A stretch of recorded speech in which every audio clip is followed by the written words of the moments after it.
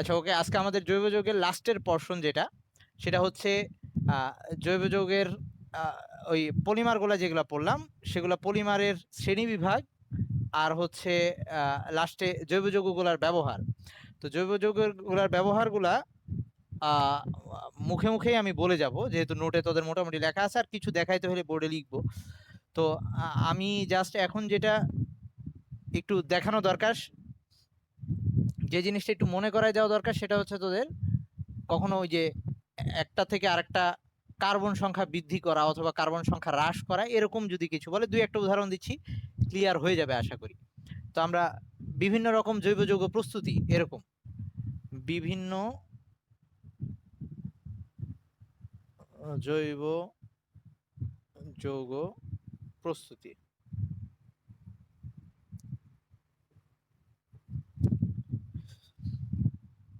তো এখানে কখন কি দিবে এটা কিন্তু আমাদের জানা নাই, তবে আমরা প্রসেসগুলো জানি কোনটা থেকে কি তৈরি করা। তো কমন জিনিসগুলাই আসে, খুব বেশি আহামরি কঠিন কিছু করে না। তো নর্মাল যদি এরকম বলে এটা ইথিন থেকে ইথানল বানাও বা এরকম, এগুলা যেগুলো আমরা নর্মাল পড়ে আসছি সেগুলো তো নর্মাল আছেই, কিন্তু কিছু অ্যাবনর্মাল জিনিস যেগুলা হচ্ছে আমরা ওখানে পড়ি নাই, মানে ওটা আমাদের কাছে একটু অপরিচিত, এরকম যেগুলো আসতে পারে, সেটা হচ্ছে ধর একটা হচ্ছে আমাকে দেওয়া আছে এক কার্বনের যৌগ বানাইতে হইতে পারে দুই কার্বনের যৌগ, এরকম বলতে পারে, মানে কার্বন সংখ্যা বাড়াই ফেলতে হবে। অথবা দুই কার্বনের যৌগ দেওয়া আছে, বলছে ওইটা থেকে এমন যৌগ বানাইতে হবে যেটা চার কার্বনের যৌগ, কার্বন সংখ্যা দ্বিগুণ করে ফেলতে হবে, এরকম একটা ব্যাপার। তো কার্বন সংখ্যা বৃদ্ধি করতে বলতে পারে, তো এইটাকে আমরা কার্বন সংখ্যা বৃদ্ধিকরণ বলতেছি। তো এই কার্বন সংখ্যা বৃদ্ধি করার দুইটা ওয়ে, একটা হচ্ছে আমরা উডস বিক্রিয়া দিয়ে কার্বন সংখ্যা বাড়াইতে পারি, এক নাম্বার হচ্ছে উডস বিক্রিয়া, সরি, উডস বিক্রিয়া দ্বারা। কিন্তু এই ক্ষেত্রে যেটা হয়, কার্বন সংখ্যা দ্বিগুণ হয়ে যায়, এই ক্ষেত্রে দ্বিগুণ হয়। আর যদি আমরা চাই একটা করেই কার্বন সংখ্যা বাড়াইতে হবে, তখন আমরা যেটা করব, KCN যোগ করব, তখন কার্বন সংখ্যা একটা করেই বাড়বে। তো এখন আমাদের কোশ্চেনে কি বলছে সেইটা অনুযায়ী আমাদের ডিসিশন নিতে হবে। যেমন ধর একটা কমন ব্যাপার, এটা বেশি আসে, ধর আমাকে বললো CH4 থেকে বানাইতে হবে ইথানোইক অ্যাসিড, আমাকে মিথেন থেকে ইথানোইক অ্যাসিড বানাইতে হবে। আমরা কিন্তু যদি মিথেন থেকে মিথানোইক অ্যাসিড বলতো, এটা কিন্তু আমরা পড়ে আসছি, আমরা অ্যালকেন থেকে যে জৈব অ্যাসিড বানাইতে হয় সেটা আমরা পড়ে আসছি। কিন্তু আমাদের মিথেন থেকে ইথানোইক অ্যাসিড মানে একটা কার্বন বাড়ায় নিতে হবে, এরকম বলছে। কারণ আগে যখন বিক্রিয়াগুলো লিখছি তোদের বারবার বলছি যে দেখ সব জায়গায় কার্বন সংখ্যা কিন্তু সেম। ওকে, তো এখন যদি এরকম বলে, তো এই ক্ষেত্রে আমরা এই দুইটা প্রসেস ব্যবহার করেই করতে পারবো, কারণ এই এখানে একটা কার্বন আছে, এখানে দুইটা কার্বন আছে। তো যদি এই সেন্সে চিন্তা করি কার্বন সংখ্যা দ্বিগুণ বৃদ্ধি পায়, তাইলেও এটা দিয়ে পারবো। আবার যদি একটা কার্বন বাড়াইতে চাই তাইলেও এটা দিয়ে পারবো, কিন্তু সব ক্ষেত্রে আবার এটা হবে না। ওকে, সব ক্ষেত্রে আমরা উডস বিক্রিয়াটা ইউজ করতে পারবো না, এটা মোটামুটি সব জায়গায় ইউজ করতে পারবো। তো আমরা ফার্স্টে যেটা করব, তাহলে প্রথমে উডস বিক্রিয়া দিয়ে যদি আসি, উডস বিক্রিয়া হচ্ছে আমাদের মানে অ্যালকাইল হ্যালাইডটা এরকম ছিল, উডস বিক্রিয়াটা একটু মনে করাই দিই, RX নিতে হইতো, সাথে সোডিয়াম থাকতো, এইখানে আর একটা XR, আই মিন দুইটা RX, শুষ্ক ইথারে বিক্রিয়াটা হইতো শুষ্ক ইথার, পানি নেওয়া যাইতো না, এটা নিলে এই আর আর এই আর একসাথে হয়ে যাইতো, আর এইখানে 2N, এই যে এক্স, এই দুইটা এক্স এই দুইটা এন এর সাথে চলে আসতো 2NX। এই বিক্রিয়াটা ছিল উডস বিক্রিয়া। তো এই উডস বিক্রিয়াটা, এই প্রসেসটা অ্যাপ্লাই করে আমরা মিথেন থেকে ইথেন বানিয়ে দিতে পারি। কি কাজ করা লাগবে, খালি এখানে CH3 বসাই দিতে হবে, এক কার্বন মিথেনের CH3 বসাই দিতে হবে, এখানে Cl আসবে, তাইলে আমার মিথেনকে আগে Cl যোগ করে নিতে হবে, মানে X যোগ করে নিতে হবে, কারণ ওখানে অ্যালকাইল হ্যালাইড, এখানে আছে অ্যালকেন। তাহলে আমার প্রথম কাজ, এই মিথেন CH4 যেটা আর কি, এটার সাথে আমরা প্রথমে ইউভি আর Cl2 দিয়ে এটাকে আগে CH3Cl বানাই নিব, এটাকে আগে CH3Cl বানাই নিব। CH3Cl বানানোর পরে আমরা এই যে এই কাজ করব, কি করলাম, আমরা এইটাকে আমি কিন্তু একবারে লিখতেছি, তোরা কিন্তু চাইলে এইটারে আবার আলাদা করে এনে ওভাবে পুরাটা লিখতে পারবে। আমি একবারে লিখতেছি যে CH3 এর সাথে যদি আমরা সোডিয়াম দেই, এই যে সোডিয়াম লাগতেছে, আর শুষ্ক ইথার দেই, তখন কি হবে? এই যে CH3, এখানে তো CH3 ছিল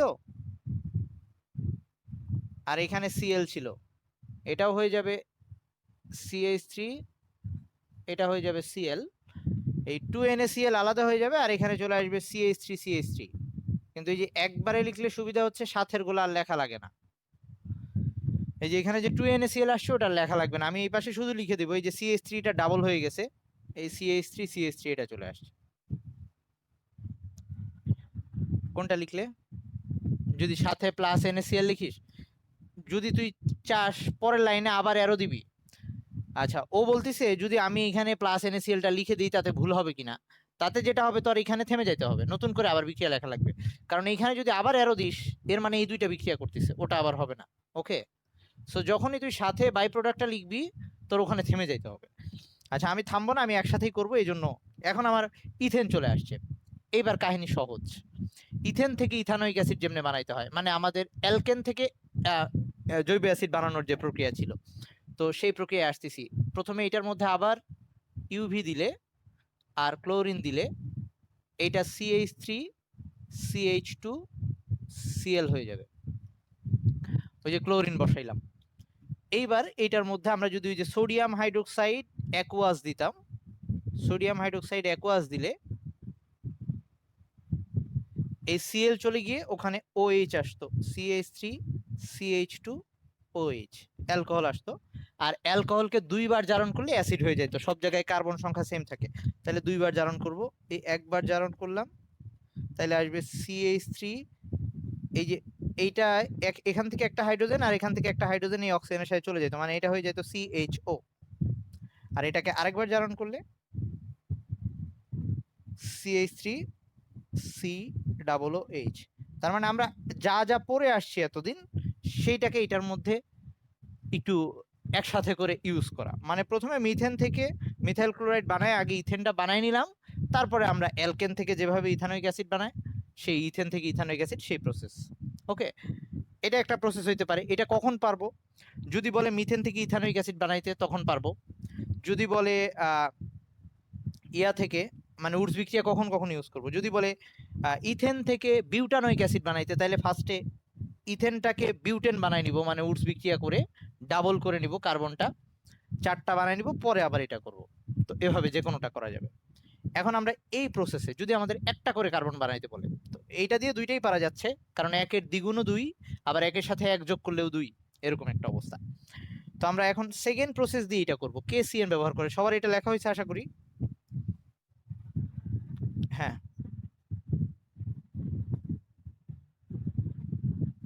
হ্যাঁ, এই যে এখন এই সুবিধাগুলো এখানেই, যখন একসাথে লিখতে যাবি তখন কোথাও বিক্রিয়া সমতা করা লাগবে না।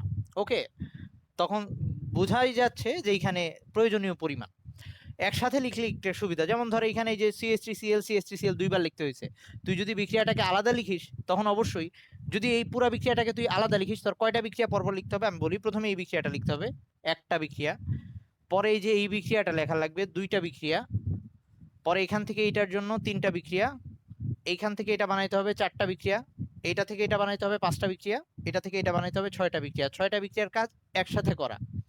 এবং এইভাবে লিখলে স্যার বুঝতে পারবে তুই আসলেই জৈব যৌগ পারিস। যে পারে না বা বুঝে না সে চাইলেই এরকম শর্ট করে লিখে ফেলতে পারবে না।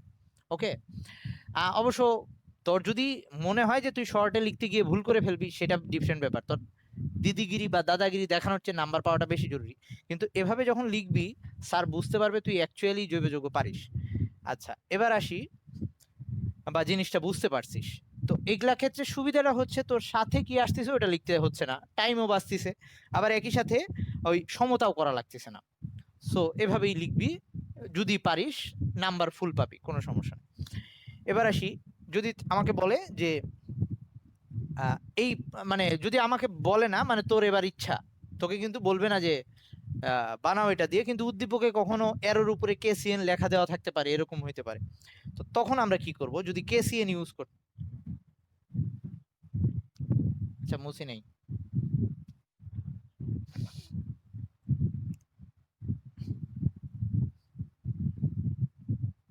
KCN এর নাম হচ্ছে পটাশিয়াম সায়ানাইড। ওকে, আচ্ছা এখন আমরা মিথেন থেকে ইথানোয়িক অ্যাসিড বানাবো। তবে কথা হচ্ছে একটা জিনিস সবসময় মনে রাখবি, অ্যালকেন আমরা কিন্তু আগেই পড়ে আসছিলাম, অ্যালকেনকে প্যারাফিন বলে।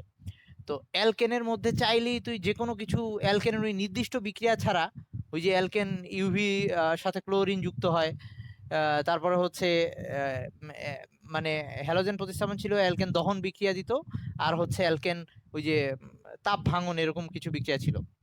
তো এইরকম নির্দিষ্ট কিছু বিক্রিয়া ছাড়া অ্যালকেন বাকি বিক্রিয়াগুলো দিতে চায় না। সো যখনই তোর এরকম দরকার হবে অ্যালকেনের সাথে অন্য কিছু এনে যুক্ত করা তার ওই নির্দিষ্ট বিক্রিয়াগুলো ছাড়া, তখন সবসময় অ্যালকেনের সাথে তুই আগে ক্লোরিন যোগ করে অ্যালকিনকে আগে অ্যালকাইল হ্যালাইড বানায় নিবি। এটা যেন সবসময় খেয়াল থাকে, কারণ অ্যালকেন হচ্ছে একটা কম সক্রিয় যৌগ, চাইলেই এটার সাথে যে কোনো কিছু যোগ করা যায় না।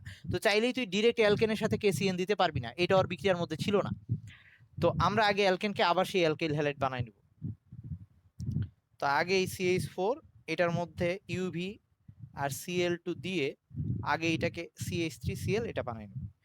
এবং এই অ্যালকাইল হ্যালাইডের মধ্যে চাইলে যে কোনো কিছু এনে বসানো যায়, কারণ প্রতিস্থাপন ক্লোরিনটাকে সরাই দেওয়া যায়।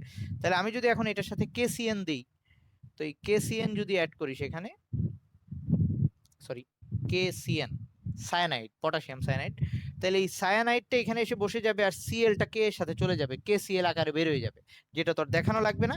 তো এই CH3 পাশে CN বসাই দিবি, CH3 পাশে CN বসাই দিবি। ওকে, তাহলে এইবার একটা কার্বন চলে আসছে, এখানে এক কার্বন ছিল, এখানে দুই কার্বন চলে আসছে। এখন আমার বানাইতে হবে এটাকে অ্যাসিড। অ্যাসিড বানানো মানে COOH বানানো। আর ওই নাইট্রোজেনকে আবার সরাই ফেলতে হবে। নাইট্রোজেনকে যদি সরাই ফেলতে হয় অ্যামোনিয়া আকারে সরাইতে হবে। নাইট্রোজেন নর্মালি কোথা থেকে যদি সরে যায় অ্যামোনিয়া আকারে সরে যায়, যেমন কার্বন কোথা থেকে সরে গেলে কার্বন ডাইঅক্সাইড, নাইট্রোজেন কোথা থেকে সরে গেলে ওই ইয়া আকারে চলে যায়, অ্যামোনিয়া আকারে চলে যায়। এরকম অক্সিজেন কোথা থেকে সরে গেলে সাধারণত পানি বা CO2 এভাবে বের হয়ে যায়। তো নাইট্রোজেন সরাইতে হবে, তার মানে ওটা অ্যামোনিয়া আকারে বের হয়ে যাবে। তো আমার এইখানে অ্যামোনিয়া আকারে নাইট্রোজেনকে সরাই ফেলতে চাই। তো আমার অ্যামোনিয়া হচ্ছে একটা ক্ষারধর্মী যৌগ, তার মানে অ্যাসিড দিয়ে অ্যামোনিয়াটাকে সরাইতে হবে, এরকম একটা ব্যাপার, একটা অ্যাসিড পাঠাই দিতে হবে। তো আমার এখানে অ্যাসিড লাগবে, আর এখানে যেহেতু COOH মানে OH মূলক আনতে হবে, তো পানি দিব। তাহলে দুইটা জিনিস একসাথে দিলেই হয়ে যাবে। এখানে যদি আমরা একটা পানি দিব H2O, আর সাথে যে কোনো একটা অ্যাসিড HCl, এই দুইটা যদি দিয়ে দেই, তাহলে এইখানে আমি লাস্টে CH3COOH পাবো, আর সাথে ওই অ্যামোনিয়াটা HCl এর সাথে অ্যামোনিয়াম ক্লোরাইড আকারে আসবে, যেটা আর লেখার দরকার হবে না, এইভাবে লিখলে। ওকে, তো তোরা CH3CN আর সাথে ওরকম HCl আর NH2H2O দিয়ে দিয়ে, তো এই বিক্রিয়াটাই যেহেতু লাস্ট, সো কেউ যদি লিখতে চায় তাহলে সে এইখানে এটা লিখতে পারে, সমস্যা নেই, NH4Cl, মানে যে অ্যামোনিয়াটা আসলো সেটাই আবার ওই HCl এর সাথে বিক্রিয়া করে অ্যামোনিয়াম ক্লোরাইড আকারে আলাদা হয়ে যায়। তাহলে আমরা এখানে মিথেন থেকে CH3COH, এটা কিন্তু না লিখলেও হবে, কারণ আমি ওই যে অ্যারোর উপরে দিয়ে দিছি, কিন্তু এটাই যেহেতু শেষ বিক্রিয়া, সো প্লাস দিয়ে দিয়ে দিলেও কোনো সমস্যা নেই। তাইলে এই ক্ষেত্রে আমরা একটা করে কার্বন বাড়াই দিলাম, আর আগেরটায় ডাবল করে কার্বন বাড়াইছিলাম। তো আমাকে এরকম যদি বলে ইথেন থেকে প্রোপানোয়িক অ্যাসিড বানাইতে হবে, তাহলে শুরু করব এখানে ইথেন দিয়ে। মানে এখন আমি এভাবে লিখি, CH3 না লিখে এভাবে লিখলাম C2H6, আমি কিন্তু CH3 লিখতে পারতাম। এখানে তাহলে হয়ে যাবে C2H5, পরেরটায় হয়ে যাবে C2H5CN, তাহলে দুইটা কার্বন ছিল আর একটা কার্বন চলে আসছে, তাহলে এখানে হয়ে যাবে C2H5 5COOH, অথবা CH3CH2COOH, মানে প্রোপানোয়িক অ্যাসিড। তো এভাবে আমরা এই মিথেন থেকে বা ইথেন থেকে কার্বন সংখ্যা যদি আমাদের বাড়ায় ফেলতে বলে, তো সেটা আমরা করতে পারবো। কারো কি কোনো কোশ্চেন আছে?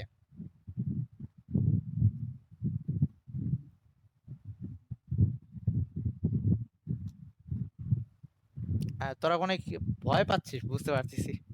ওকে ঠিক আছে, করব, সমস্যা নাই, এত পেইন নেওয়ার কিছু নাই। মানে তোদের স্কুলের স্যাররাই বলছে যে শুধুমাত্র পোলাপানরা একটু পড়ার দিকে আনার জন্য পরীক্ষাটা নিচ্ছে, আর এক্সাম তারা সোজাই করবে, এত পেইন নেওয়ার কিছু নাই।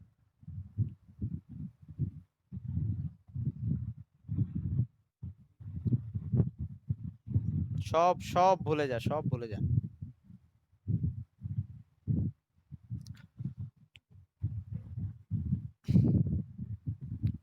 আচ্ছা এখন আসি, কিন্তু পড়বি তোরা, আর এত ভয় পাওয়ার কিছু নাই।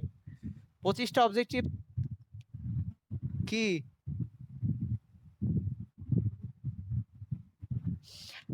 তুই একবার রিকোয়েস্ট করলে হবে না, তুই একটু ফোন দিয়ে বল দিতে পারিস।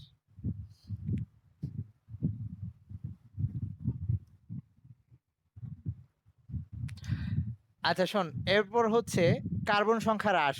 ওকে, আমরা কার্বন সংখ্যা কমায়ও ফেলতে পারি। সো কার্বন সংখ্যা হ্রাস, কার্বন সংখ্যা হ্রাস করার অনেক ওয়ে আছে, কিন্তু তোদের আপাতত একটা জানলেই চলবে, সেটা হচ্ছে ডিকার্বক্সিলেশন, যেটা আমরা পড়ছি। তো ডিকার্বক্সিলেশন নাম শুনেই বোঝা যায় যে ওখানে ডি কার্বন মানে হচ্ছে কার্বক্সিলেশন মানে কার্বক্সিল মূলক সরায় ফেলা, আর কার্বক্সিলিক অ্যাসিডে মানে COOH এর মধ্যে একটা কার্বন ছিল, সেটা চলে যাবে। ডি মানে সরায় ফেলা। ওকে, আচ্ছা এখন তাহলে কার্বন যদি হ্রাস করতে বলে, ধর আমাকে উল্টা বললো, যে আমাকে বানাইতে বলছে ইথেন থেকে C2H6, এটা থেকে বানাইতে বলছে মিথানোইক অ্যাসিড HCOOH।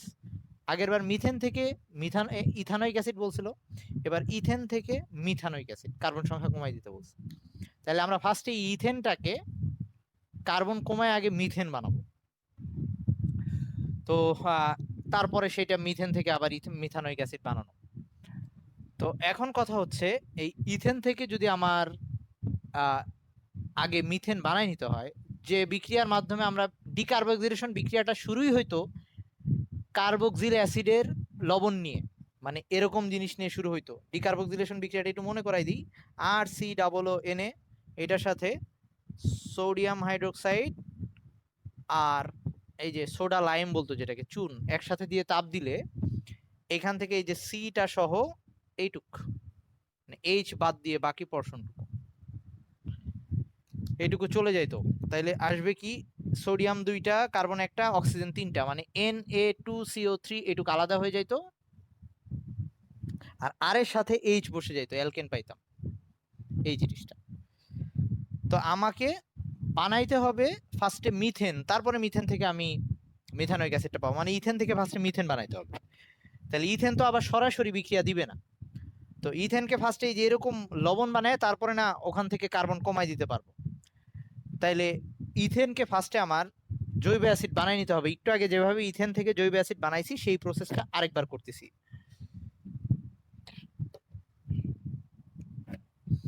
তো এই যে CH3 এটা ছিল ইথেন, ইথেনের সাথে ইউভি প্লাস ক্লোরিন এটা দিলে একটা ক্লোরিন এখানে এসে বসবে, CH3CH2Cl। এইটার মধ্যে সোডিয়াম হাইড্রোক্সাইড আর পানি দিলে ওই Cl চলে গিয়ে এখানে আসবে হচ্ছে CH3CH2OH। এইটারকে দুইবার জারণ করলে, একবার জারণ করলে হবে CH3CHO, এই যে কার্বন সংখ্যা কিন্তু দুইটাই থাকতেছে, আরেকবার জারণ করলে হবে CH3COOH। এটা আগেরটার কাজটা ছিল, এই পর্যন্ত আগে নিয়ে আসলাম। তারপরে এটাকে আমার লবণ বানায় ফেলতে হবে। তো অ্যাসিডকে লবণ বানাইতে হয় কিভাবে, মানে এটার সাথে সোডিয়াম নিয়ে আসবো, মানে সোডিয়াম হাইড্রোক্সাইড দিলেই হবে, অ্যাসিডের সাথে ক্ষার যোগ করলেই সেটা লবণ হয়ে যায়। তাহলে এটা হয়ে যাবে CH3COONA, এই যে এটা আগে বানাই নিলাম, যেটা আমার ডিকার্বক্সিলেশন বিক্রিয়ার শুরুতে যেটা ছিল। এবার আমার ওই যে ডিকার্বক্সিলেশন বিক্রিয়ায় কি হইতো, সোডিয়াম হাইড্রোক্সাইড দেওয়া লাগতো আর সাথে চুনটাকে দেওয়া লাগতো, সেই চুন দিলাম, সোডা লাইম এটা দিলে আমরা ওই সাইডে এক কার্বন কমে যেত, এই যে এটা কমে যেত, আর এটা এই পোরশনটা আর এর সাথে এইচ যুক্ত হয়ে যেত, মানে এটা CH4 পাবো। তাহলে প্রথম ধাপে আমি এই যে ইথেন থেকে মিথেন আগে এই পর্যন্ত বানাইলাম, এবার আমার পরের কাজ মিথেন থেকে মিথানোইক অ্যাসিড বানানো। তাহলে এই যে যেমন অ্যালকেন থেকে অ্যাসিড বানাইছিলাম, ঠিক একই প্রসেস মিথেন থেকে আমরা যখন মিথানোইক অ্যাসিড বানাবো, তো সেম কাজগুলো করে আসবো। আবার ইউভি দিব, সোডিয়াম হাইড্রোক্সাইড দিব, দুইবার জারণ করব। তাহলে ইউভি আর ক্লোরিন, তাহলে এটা হবে CH3Cl, তারপর এখানে সোডিয়াম হাইড্রোক্সাইড আর পানি, তাহলে এটা হবে CH3OH, মানে অ্যালকোহল হইলো, তারপর 2বার জারণ করতে হবে। একবার জারণ করলে এটা হয়ে যাবে সিএইচ। আচ্ছা, এইবার কিন্তু একটু খেয়াল রাখতে হবে, এখান থেকে একটা এইচ আর এখান থেকে একটা এইচ চলে যাচ্ছে, মানে হচ্ছে হওয়ার কথা দেখতে এরকম হওয়ার কথা। আহ, তোর খালি চোখে দেখতে এরকম মনে হচ্ছে যে CH2O, CH2O এরকম হওয়ার কথা, কিন্তু জিনিসটাকে লিখতে হবে এভাবে। অ্যালডিহাইড তো, অ্যালডিহাইডে সবসময় CHO লাস্টে থাকবে, CH2 যে ছিল ওই একটা এইচ কে সামনে লিখবি, HCHO মনে থাকে যেন, অ্যালডিহাইড সবসময় CHO লাস্টে থাকবে। আর আরেকবার জারণ করলে এবার এটা থেকে অ্যাসিড আসবে, সো এইচ লাস্টে এই COOH। এই তাহলে শুরু হয়েছিল 2 কার্বন দিয়ে, শেষে এসে থামলাম আমরা 1 কার্বনের অ্যাসিডে। খুব যদি কঠিন দেয় তাহলে এরকমই আসবে, আর বাকি যাই দিক তোরা পারবি, অ্যালকিন থেকে দিক বা অ্যালকাইল হ্যালাইড থেকে দিক, যেগুলা দিক ওগুলা তোরা পারবি। আচ্ছা, এইবার এই চ্যাপ্টারের শেষ জিনিসগুলা আমরা পলিমারের শ্রেণী বিভাগগুলা, যে পলিমার কয়টা টাইপের হয়। আমি মুছলাম।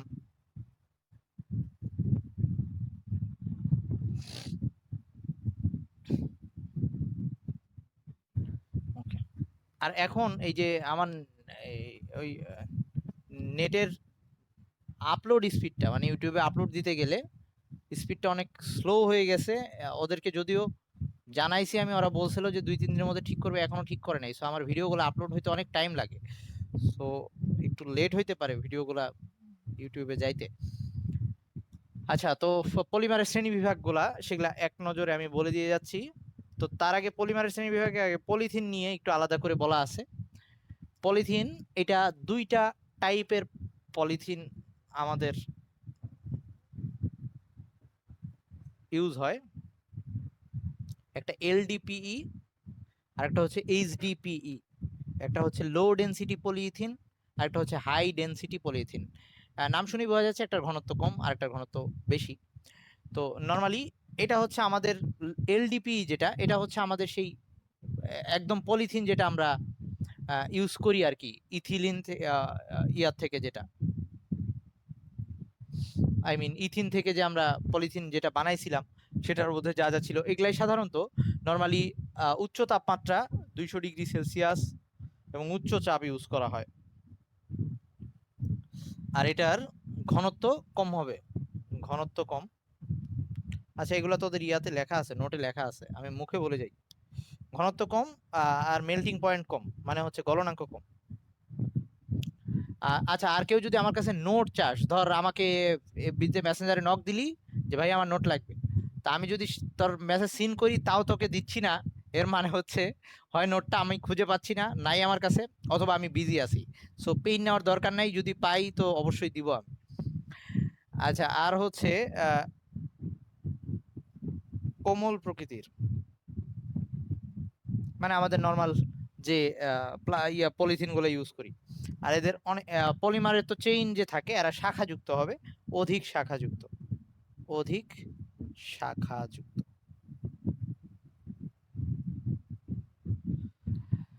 আচ্ছা, তাইলে এইটা যেহেতু জানি, তাহলে ওটা জাস্ট এটার অপোজিট হবে। তো এইখানে যেমন উচ্চ তাপমাত্রা উচ্চ চাপ দরকার ছিল, ওখানে নিম্ন তাপমাত্রা নিম্ন চাপ দরকার হয়। নর্মালি তোদের পুরাতন বই অনুযায়ী 60 ডিগ্রি সেলসিয়াস 1 ATM চাপ, এরকম চাপ তাপমাত্রা ইউজ করা হয়। আর হচ্ছে ঘনত্ব এটার বেশি হবে, তো গলনাঙ্কও বেশি হবে। এটা কোমল প্রকৃতির ছিল তাহলে ওটা দৃঢ় প্রকৃতির হবে, এটা অধিক শাখাযুক্ত ছিল ওটা কম শাখাযুক্ত হবে। আর এটা হচ্ছে একটা বিজ্ঞানী, নাম হচ্ছে কার্ল জিগলার, কার্ল জিগলার, এই জার্মান কেমিস্ট, সে আবিষ্কার করছিল আর কি। আচ্ছা, এখন পলিমারের শ্রেণী বিভাগটা কয়েকটা ভাবে করা যায়। একটা হচ্ছে আমরা পলিমারটা থেকে পাচ্ছি, উৎসটা কই, সেটার উপর বেস করে পলিমারটা 2 প্রকার। একটা হচ্ছে প্রাকৃতিক ভাবে যেগুলা পলিমার পাচ্ছি, আর একটা হচ্ছে কৃত্রিম, যেগুলো আমরা তৈরি করতেছি। তো প্রাকৃতিক পলিমার গুলো আবার 2টা টাইপে ভাগ করা যায়, সেটা হচ্ছে যেটা থেকে আমরা সুতা তৈরি করতে পারতেছি, যেমন ধর সেলুলোজ, উল, সিল্ক, এরা হচ্ছে সুতা তৈরি সম্ভব। এগুলা হচ্ছে প্রাকৃতিকের আর একটা ভাগ। একইভাবে প্রাকৃতিক পলিমারগুলোর আর কয়েকটা আছে যেগুলা থেকে আমরা সুতা তৈরি সম্ভব না, যেমন স্টার্চ যেটা আমরা খাচ্ছি। তারপরে হচ্ছে রাবার, যেগুলো আমরা রাবার গাছ থেকে পাচ্ছি, এগুলাও পলিমার, কিন্তু এগুলা থেকে সুতা তৈরি করতে পারতেছি না আমরা। আর ইসের ক্ষেত্রে আমরা এই প্রস্তুত কিভাবে করছি তার উপরে ভিত্তি করে আবার পলিমারকে দুই ভাগে ভাগ করা যায়, যেটা আমরা আগের দিন দেখে আসছি, সংযোজন পলিমার আর জুতো পলিমার। আর একটা ছিল হচ্ছে সংযোজন বা জুতো পলিমার, আর একটা হচ্ছে ঘনীভবন পলিমার। আর এটাকে গলানো সম্ভব কিনা তার উপর ভিত্তি করে বা ব্যবহারের উপর ভিত্তি করে, যেটাই বলি না কেন, প্লাস্টিক আবার দুই প্রকার, এটা নিয়ে অবজেক্টিভ খুব আসে। একটা হচ্ছে থার্মোপ্লাস্টিক আর একটা হচ্ছে থার্মোসেটিং প্লাস্টিক। যেটা থার্মোপ্লাস্টিক,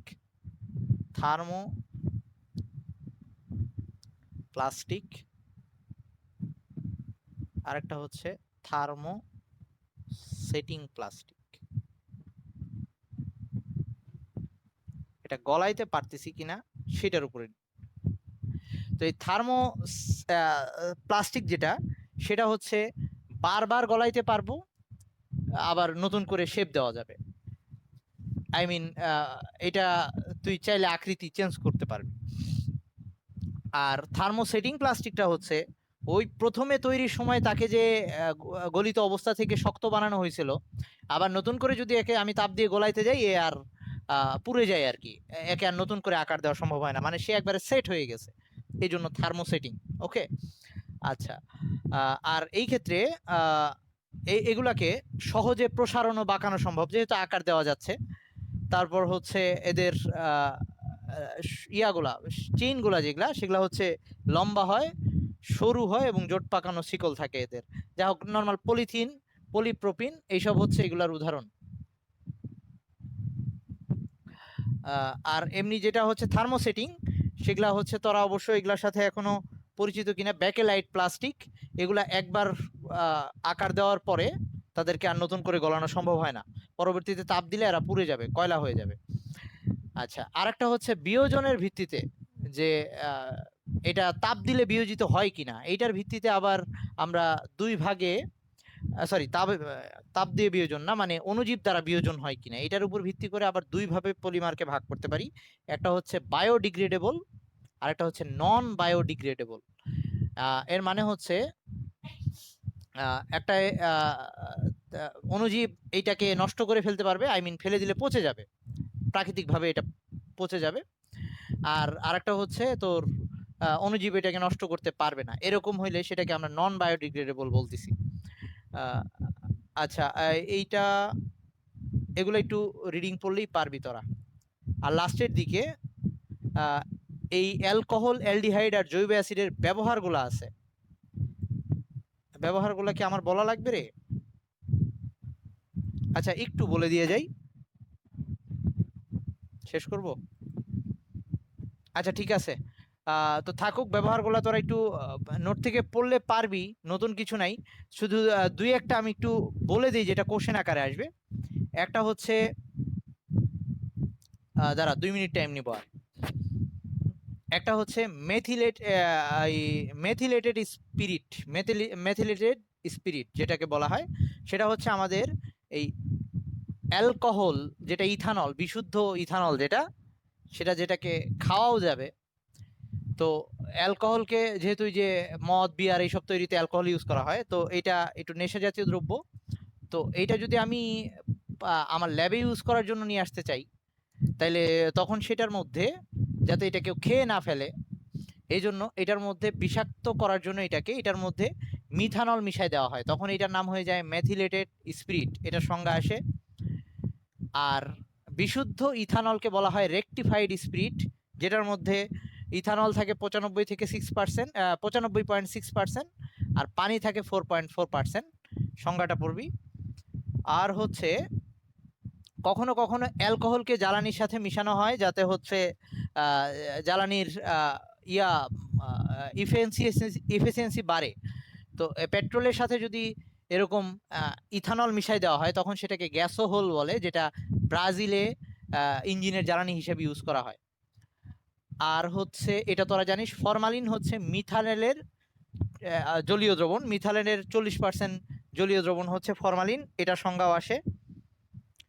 এই সংজ্ঞাটা পড়বি। আর লাস্টে হচ্ছে ভিনেগার।